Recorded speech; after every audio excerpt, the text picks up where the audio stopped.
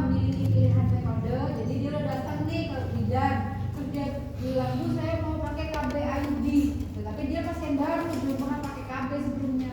Tapi karena dia udah pernah baca mungkin atau pernah mendengar dari tetangga, dia memilih untuk menggunakan metode KB IUD misalnya ya.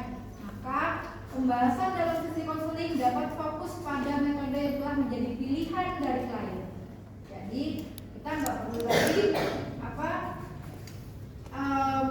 menjelaskan yang di MTK semuanya gitu ya, tapi kita cukup oh iya berarti ibu pengen pakai IUD ya, ibu sudah pernah mendapatkan informasi tentang IUD misalnya, sudah ibu satu sedikit, oke baik, berarti sekarang saya jelaskan lebih rinci ya tentang penggunaan metode kontrasepsi IUD gitu ya.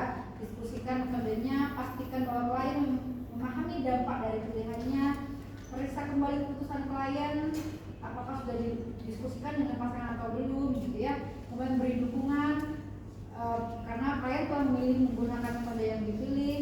Kemudian diskusikan tantangan yang mungkin muncul. Tapi nanti ini loh, kalau ibu pakai IUD ini nanti kemungkinan bapak juga akan merasa tidak nyaman kalau menggunakan IUD yang dari pemerintah ini gitu ya. Kalau mau yang tidak pemerintah, ini ada yang bagus ya jualan saya kan. Mereknya Novate, mau tetap yang mana misalnya, tetap yang ini, oh jangan apa-apa gitu ya. Tapi juga biasanya agak nyamannya cuma di awal-awal aja karena kan dia benangnya masih baru, agak kaku gitu ya. Nanti kalau lama-lama udah bercampur lagi, kalau sudah tidak terlalu memiliki tidak nyaman ya. Kemudian kalau ada klien baru yang belum memiliki pilihan metode, maka kita harus screening dari awal kondisi klien saat ini seperti apa, rencana kehamilan dan anaknya seperti apa gitu ya.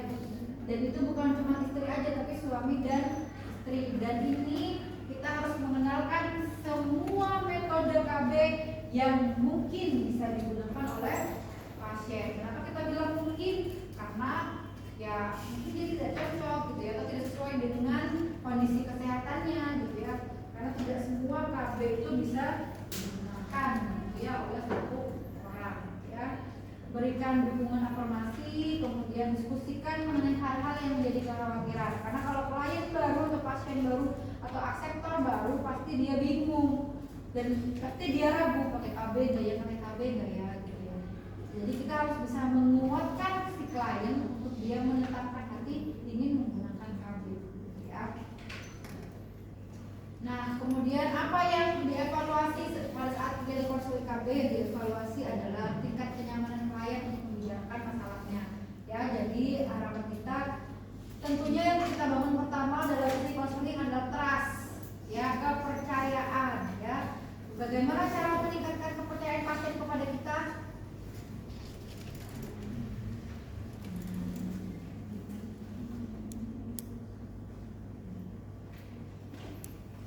Memastikan bahwa klien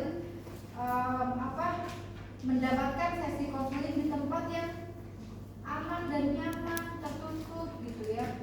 Jangan bisa di puskesmas gitu ya. Ini pelayanan poli umum ya, pelayanan poli umumnya banyak banget nih kayak gini kasusnya nih. Mau konseling KB tapi di tempatnya di sini penapisan konseling KB, yang sebelahnya di sini dia sedang pelayanan umum lagi meriksa pasien yang lain dan lain sebagainya, sehingga dia mau cerita sama saya mau nggak menyuruh saya, nggak membolehkan saya untuk menggunakan KBID itu karena tidak nyaman, dan dia mau bilang gitu aja susah gitu ya. Atau dia mau bilang suami saya punya istri 5 misalnya kayak gitu ya, dia jadi takut gitu kan. Karena apa? Takut didengar oleh orang lain di sampingnya. Jadi usahakan di tempat yang tertutup dan lain sebagainya. Dan ingat kalau jadi bidan ya pasti kita akan menemukan kasus yang banyak ya, yang menurut kita itu unik-unik ya. Tadi misal suaminya 5 atau dia kerja PSK atau dia hamil di luar nikah gitu ya. Dan jangan kaget, jangan ini juga aku menjadi evaluasi dari konseling KB sama juga tingkat efektivitas konseling dalam membantu klien mengambil keputusan ya, dan utamanya media yang digunakan ya. Dan waktu saat ini pemerintah baru menggunakan tadi BPJS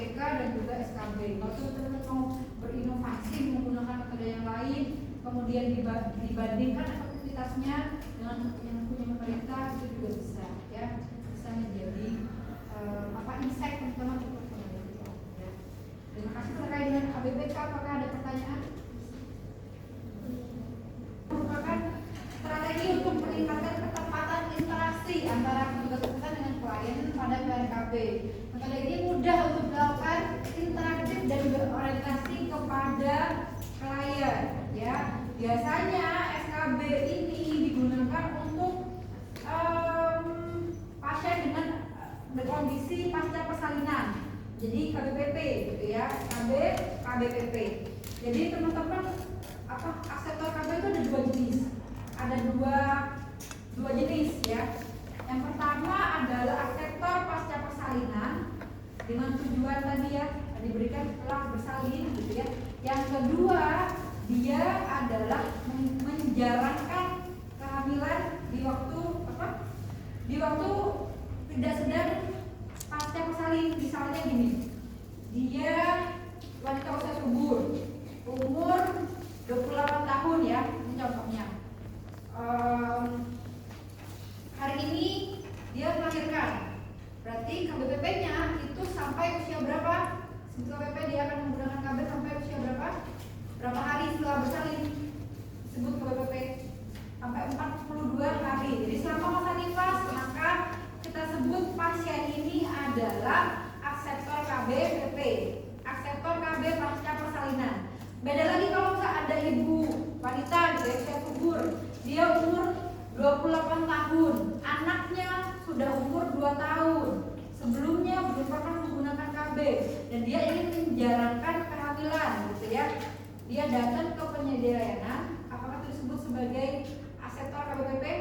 Bukan, dia sebagai akseptor KB biasa. Tapi seintinya sama-sama akseptor KB, cuma timingnya aja yang berbeda gitu ya. Dan metodenya sebenarnya sama semua gitu. Yang membedakan cuma cara menggunakan cara memasang gitu ya, cara memasang KB, IUD yang berbeda. Yang lain bukan, metodenya sama semuanya ya. Sudah diajarin metode pemasangan IUD KBPP? Belum ya? Belum. Kita sedikit aja mungkinnya bahasnya ya. Karena seharusnya sudah diterapkan di mana-mana, tapi banyak puskesmas yang tidak diterapkan ya. Kemudian tujuannya apa? Sama tujuannya untuk membantu klien, ingatnya membantu klien memilih dan memutuskan jenis kontrasepsi yang akan digunakan sesuai dengan pilihannya ya. Manfaatnya tentunya meningkatkan kepuasan klien terhadap metode yang sudah dipilih, tercapainya tujuan kesehatan reproduksi, dan waktu dalam maksudnya menjadi lebih efektif dan efisien ketika menggunakan SKB ya. Teman-teman, udah kita langsung ini aja ya. Ibu ini alat aja. Teman-teman, jadi dalam memberikan konseling SKB ada alat bantunya. Alat bantunya yang pertama kita sebut ini adalah algoritma. Ada yang pegang ya, dan ya. Algoritma ini untuk apa? Untuk kita baca sebagai panduan kita memberikan konseling kepada klien. Jadi kita selalu sesuai dengan ini jalan pikirannya ya. Kemudian itu memandu tugas dalam menjalankan proses konseling. Ini adalah algoritma. Yang kedua adalah kartu konseling.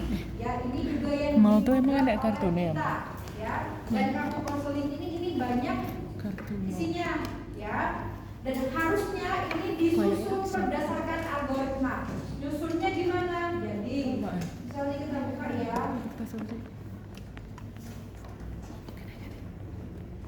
Harusnya ini enggak kayak gini. Harusnya ininya bukan seperti ini ya. Jadi harusnya perekannya yang bisa dibuka ini. Karena memang tujuannya dibuka. Ya, jadi nggak cuma disimpan seperti ini, tapi dibiarkan berlembar seperti ini dan disusun berdasarkan ini. Yang pertama ya, berarti kita susun apa? Oke, covernya ya. Cover ya, sebentar. Kemudian yang kedua, ini dapat isi ada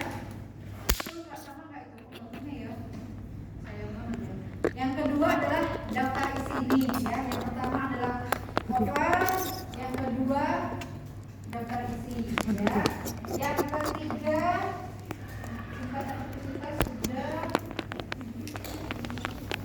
Yang keempat nah yang keempat coba teman-teman lihat, kapan Anda ingin memiliki anak lagi setelah melahirkan? Ini kan pertanyaannya, artinya apa? Artinya pertanyaan ini menjurus ke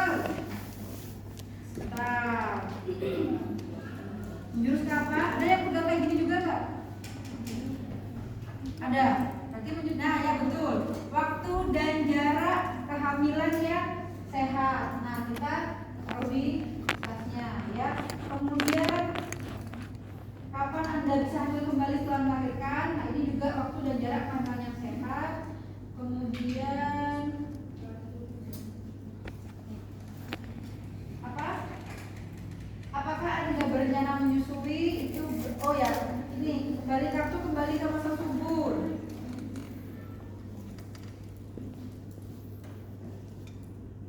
Terus Kartu apa sih? habis itu apakah Anda berencana menyusui bayi Anda setelah lahir? Sisihkan kartu mal. Mal, berarti ini mal ya.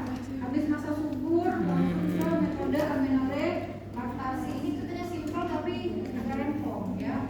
Kemudian setelah mal, ini ya, di sini ada ya. Nah ini dia. Nah, kan dengan kembali kartu masa subur. Kalau sudah ini nih mal, kemudian apakah akan memberikan makanan tambahan pada bayi? Ini kan ada kartu suntik 3 bulan, suntik 1 bulan, dan pil kombinasi. Berarti suntik 1 bulan, suntik 2 bulan.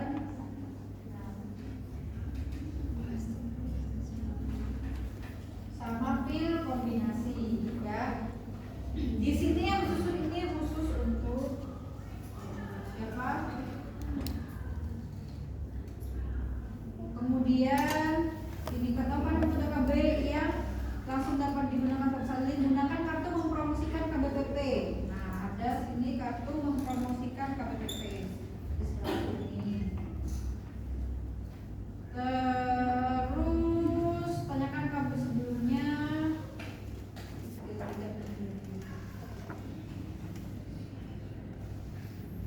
Nah ini sudah, kalau sudah yang lainnya boleh disusun sesuai dengan efektivitasnya. Ketika akan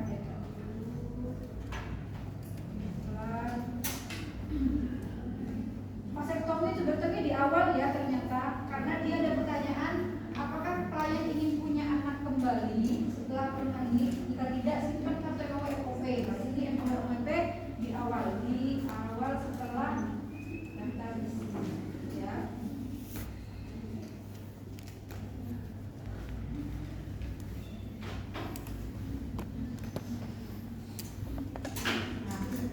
Gimana caranya? Yang pertama, berarti kan kita punya ini tadi ya, punya algoritma, punya kartu konseling, dan yang terakhir punya apa ini? Brosur, ya, brosur SKB. Kapan ini digunakan? Ini digunakan nanti ketika pasien sudah memilih yang terakhir, ya. Jadi kalau ada pasien gitu ya, nah misalnya nih dulu mau konseling, ya kan? Satu contoh orang di sini jadi pasien, pakai kursi deh. Spesialis propagandis.